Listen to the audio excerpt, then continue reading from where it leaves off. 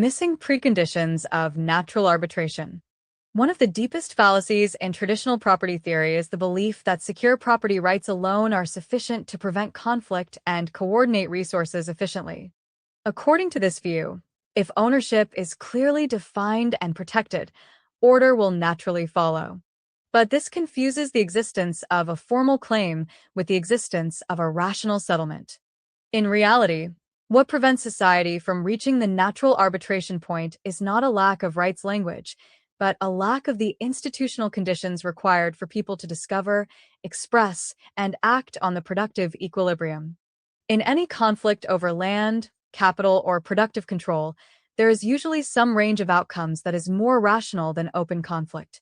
There is some party who can use the asset more productively, some level of compensation that would leave the displaced party better off than fighting, and some bargaining range in which peaceful transfer dominates waste.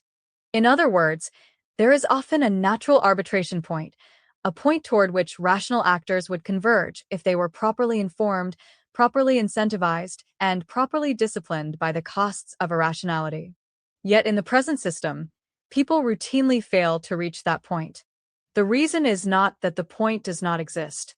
The reason is that the present order lacks the mechanisms necessary to make that point visible, calculable, and behaviorally binding. The first thing missing is transparency. Rational arbitration cannot occur if the relevant facts remain hidden. To converge on the natural arbitration point, people must know who can use an asset more productively, what the expected output of alternative owners would be, what the opportunity costs of competing allocations are, what conflict would destroy, and whether a viable bargaining range exists between the parties. But the present world is built around privacy, asymmetrical information, unverifiable claims, and fragmented records. Under these conditions, each side can continue to believe, or pretend to believe, that its refusal to settle is justified. The result is not rational order but strategic blindness. As long as the underlying productive facts remain hidden, the efficient settlement point is either obscured or never discovered at all. The second thing missing is a credible method of calculation. Even if more information were available, society still needs a way to translate that information into a legible arbitration signal. Existing legal and market systems do this very poorly. They are structured around title formalism, bargaining leverage, inherited claims, political privilege, and crude willingness to pay, rather than around a disciplined attempt to determine who should control an asset in light of expected productivity and comparative advantage. In a more rational order, bids would not merely express desire or present purchasing power. A bid would function as a constrained signal of expected productive use. It would force people to put measurable commitments behind their claims rather than hiding behind abstract moral language or vague assertions of entitlement. Without such a calculation mechanism, every conflict becomes vulnerable to cheap talk. Everyone can claim they are the rightful owner. Everyone can insist they value the asset more. Everyone can say they would use it better. But unless those claims are disciplined by a system that converts them into credible comparative commitments, the natural arbitration point remains inaccessible in practice.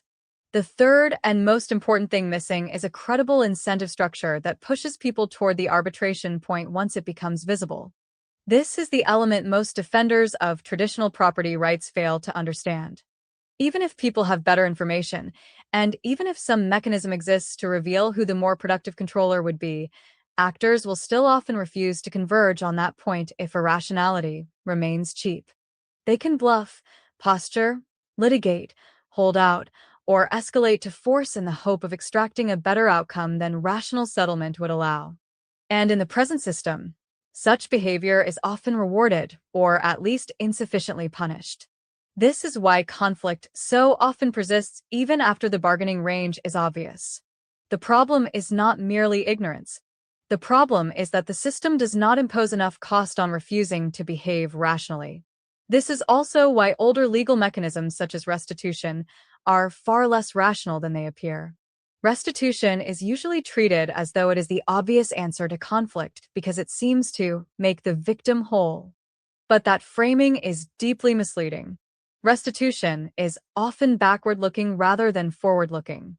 It asks who held the prior claim, who crossed which boundary, or what formal entitlement was violated, rather than asking the only question that really matters for social coordination: who prevented society from reaching the rational arbitration point. In this sense, restitution often protects static title rather than productive allocation.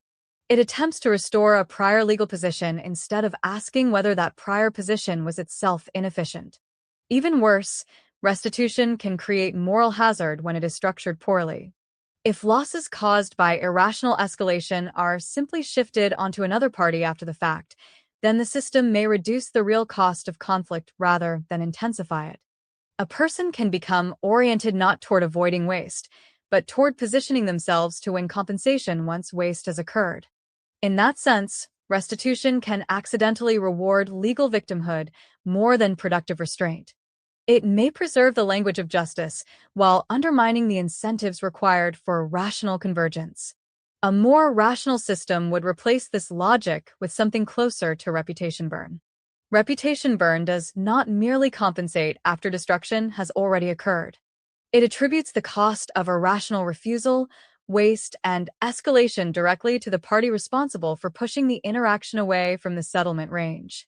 If one side rejects a compensable transfer, refuses to negotiate within the rational bargaining window, or initiates destructive conflict where peaceful reallocation was possible, that party should suffer a direct reduction in decision-making power proportional to the capital it caused society to destroy or misallocate. This is superior to conventional restitution because it is not primarily about restoring a frozen legal status.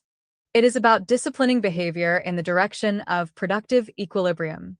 That distinction is critical because reputation burn avoids much of the moral hazard embedded in restitution.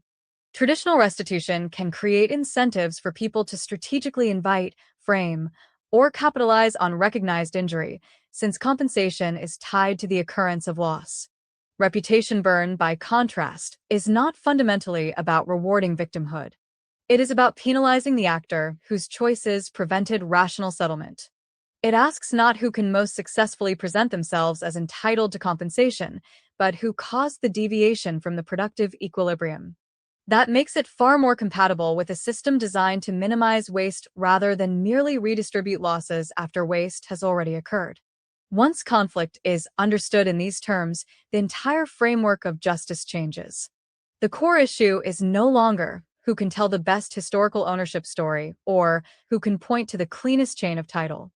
The real issue is who prevented society from arriving at the allocation that would have preserved more capital, generated more production, and avoided unnecessary destruction.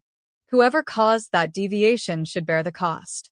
That is a far more rational basis for arbitration than the inherent obsession with static ownership and retrospective entitlement.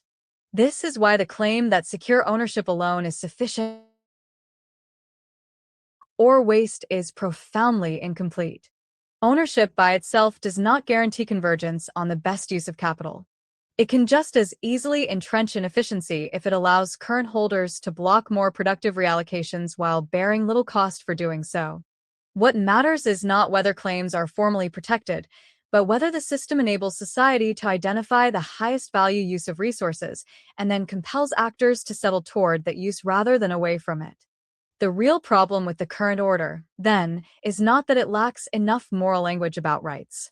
It is that it lacks the preconditions necessary for natural arbitration to reliably emerge. Without transparency, the settlement point is hidden. Without credible calculation, it cannot be expressed. Without incentive-compatible enforcement, it will not be followed.